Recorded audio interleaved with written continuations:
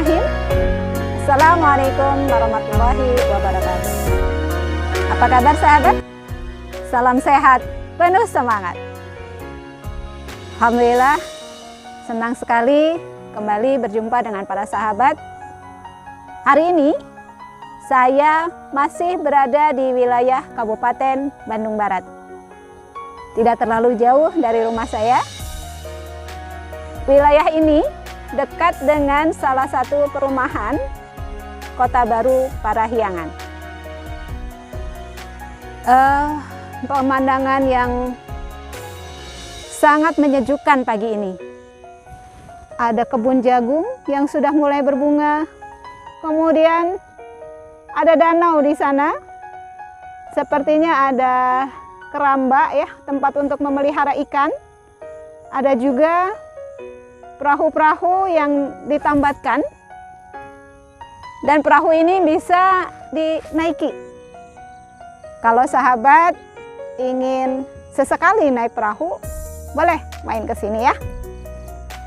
Dan lihat di sebelah sana ada perkebunan jagung juga, dan juga banyak sekali tanah yang masih kosong, luas.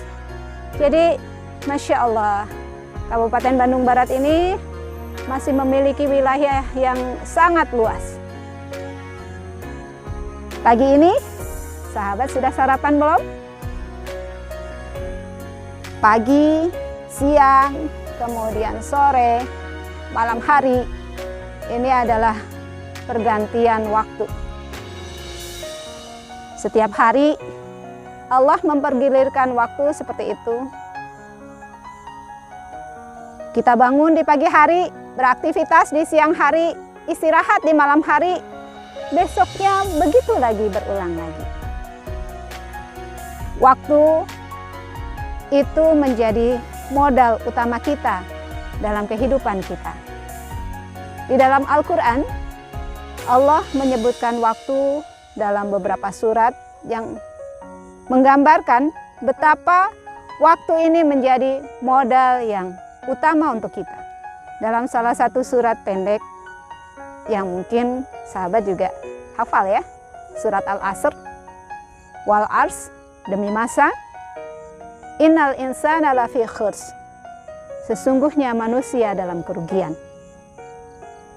Allah menegaskan banyak manusia yang rugi. Rugi dalam hal apa? Rugi dalam hal memanfaatkan waktunya. Namun Allah juga melanjutkan kembali di dalam surat tersebut, illal ladzina amanu wa amilus solihati wa tawasaw bil haq wa tawasaw bis sabr. Kecuali yang pertama adalah orang-orang yang beriman.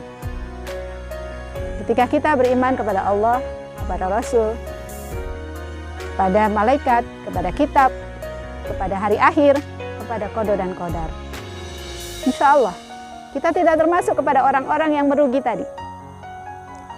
Keimanan, iman ada di dalam hati kita, ada di dalam kalbu kita, dan keimanan ini bisa naik turun. Ketika keimanan kita naik, kita mudah melakukan ketaatan kepada Allah, semangat beribadah. Ketika keimanan turun, malesnya untuk ibadah. Oleh karena itu, semoga keimanan kita tetap terjaga. Ya. Kalau sedikit turun, naikkan lagi. Bagaimana menaikkan keimanan? Rasulullah Shallallahu Alaihi Wasallam memberikan kuncinya. Keimanan itu naik dengan ketaatan dan turun dengan kemaksiatan. Itu kunci yang pertama supaya kita tidak menjadi orang-orang yang merugi. Kunci yang kedua, wa amilus solihat, dan orang-orang yang beramal soleh. Beramal soleh itu adalah berbuat kebaikan. Dan dalam konsep seorang muslim, ketika kita mengawali dengan basmalah, menyebut nama Allah, mengisinya sesuai dengan tuntunan Allah, maka aktivitas kita ini tercatat sebagai amal soleh. Ibu-ibu di rumah memasak untuk keluarga, mengawali dengan basmalah, kemudian juga meniatkan untuk menjaga kesehatan keluarga, itu menjadi amal soleh. Ketika kita melaksanakan sholat di awal waktu dengan sungguh-sungguh, itu juga menjadi amal soleh. Jadi dari bangun tidur sampai tidur lagi, akan banyak amal soleh yang bisa kita lakukan selama kita selalu mengawalinya dengan basmalah dan sesuai dengan tuntunan Allah dan Rasul-Nya. Kunci yang ketiga, yang terakhir, adalah saling menasehati dalam kesabaran, dalam kebaikan, dalam ketaatan. Karena ketika diri kita ini sendiri serasa segala sesuatunya mah benar sendiri,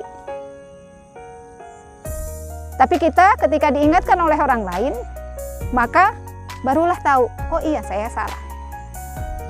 Dan ternyata sahabat yang terbaik itu adalah seperti cermin. Kita semua punya cermin kan di rumah ya. Ketika kita bercermin, maka yang nampak di cermin itu adalah benar adanya seperti apa adanya kita. Kalaulah ternyata di pipi kita ada jelaga, ada item-item tuh, atau ada merah-merah, maka ketika kita tidak bisa melihatnya, karena di pipi ya, berarti nggak kelihatan, bercermin, kemudian nampak. Oh itu ada hal yang harus dibersihkan, akhirnya kita bisa bersihkan. Nah itulah fungsi saling menasehati. Orang lain yang melihat kesalahan kita, akhirnya bisa mengingatkan kita untuk memperbaiki kesalahan. Atau begitu juga kita. Kita bisa melihat kesalahan orang lain, bukan untuk mengejeknya, bukan untuk mengucilkannya, tapi nasihati.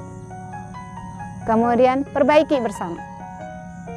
Itulah mudah-mudahan dengan 3 kunci tadi, kita termasuk kepada orang-orang yang beruntung yang disebutkan oleh Allah Subhanahu wa Ta'ala dalam surat Al-Asr. Terima kasih sahabat atas kebersamaannya. Selamat menjalankan aktivitas hari ini. Tetap semangat dan Assalamualaikum warahmatullahi wabarakatuh.